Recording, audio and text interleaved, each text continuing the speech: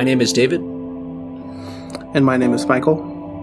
And this is Murderous Ghosts.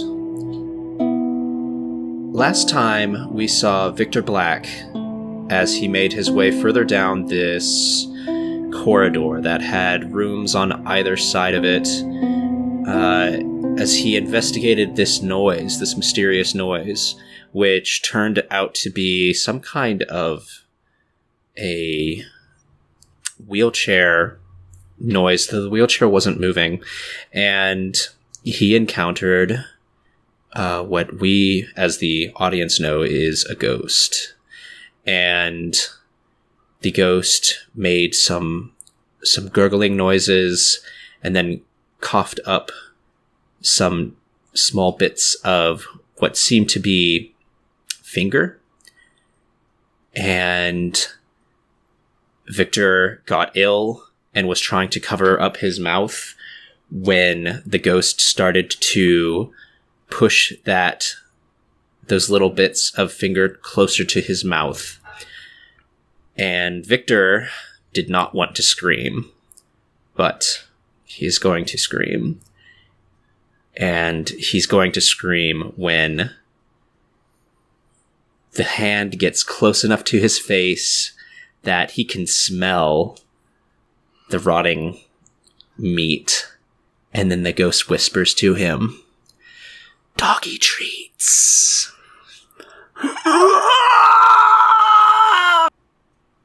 The ghost pulls its hand back. It flinches away as you scream. And then it takes one of its back legs and steps over its own shoulder. Right, planting that foot right next to probably your foot. And then its other foot comes over its other shoulder and steps next to your other foot. And it levers up in an impossible angle so that it is over top of you, kind of all around you, looking down at you and sniffing. And its hands start to meal through your hair, and you can feel where it has on its one right hand, where all of those gnarled, broken fingers are. You can feel that getting kind of matted in your hair. What do you do? I'm starting to cry, I think, a little bit. Just, what the fuck is happening? Oh You're just trying to hold really still and crying? Mm-hmm. Okay.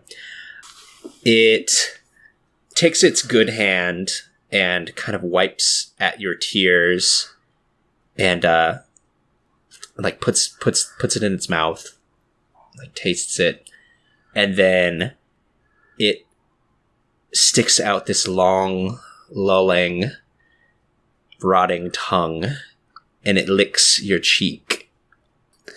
What is the worst part? Choose and tell the MC. Its body, its face, its smell, its eyes, its hands, its voice, or another of my own choice. So what's the worst thing that's happening here for you, Victor? The worst thing is not even the tongue. The tongue comes and the slick texture of it against my cheek. It's more not like so bad. It's more like dry sandpaper, like a cat's tongue. Oh, even that's not the worst. The worst part is the lingering slime that it's left on my cheek. That even after the tongue is gone, the memory of it still lies on my cheek in the form of this black goo.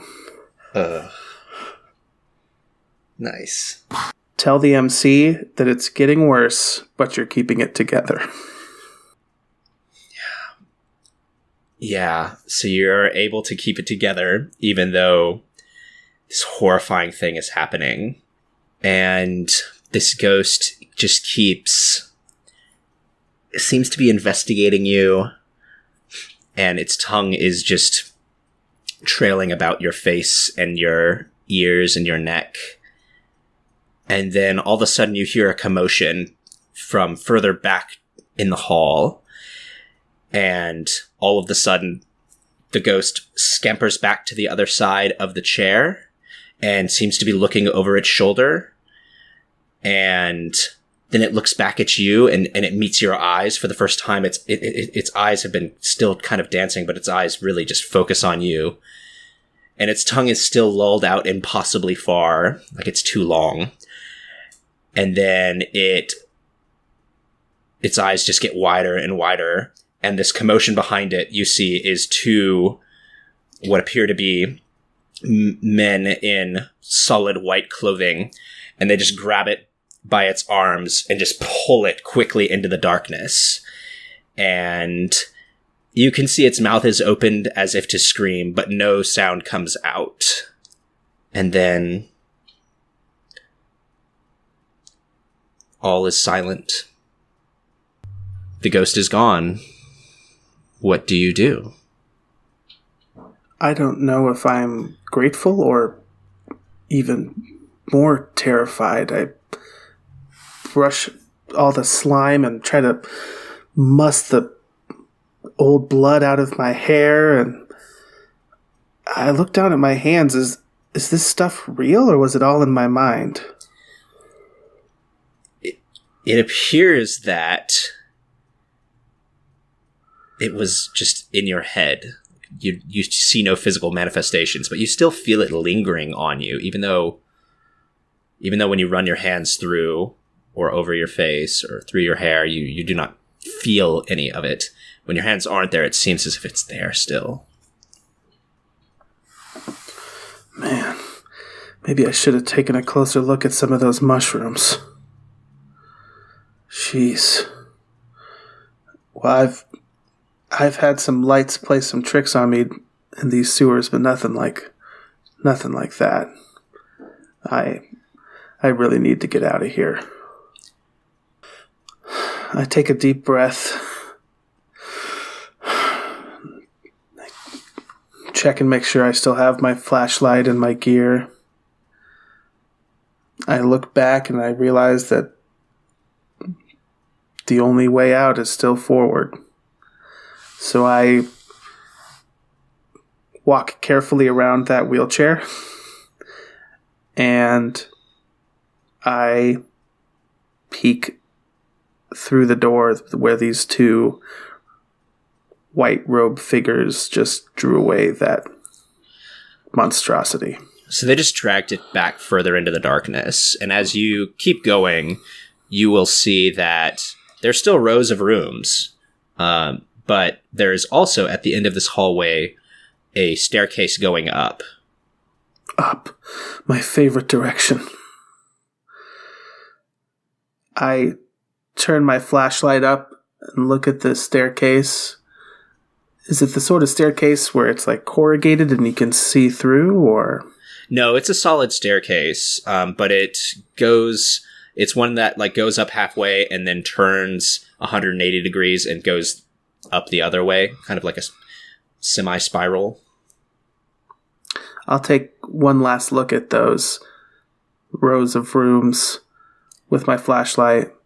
Yeah, and you shine your flashlight down that hall, and you can see the wheelchair, and then you see the wheel start to spin. And I rush up the stairs.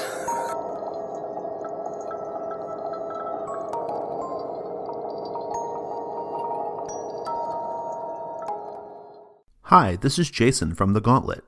If you enjoyed this episode of Comic Strip AP, be sure to check out our YouTube channel. We have many other Comic Strip AP shows available, each organized in their own sequential playlist for easy listening. Just go to youtube.com and search for Gauntlet RPG.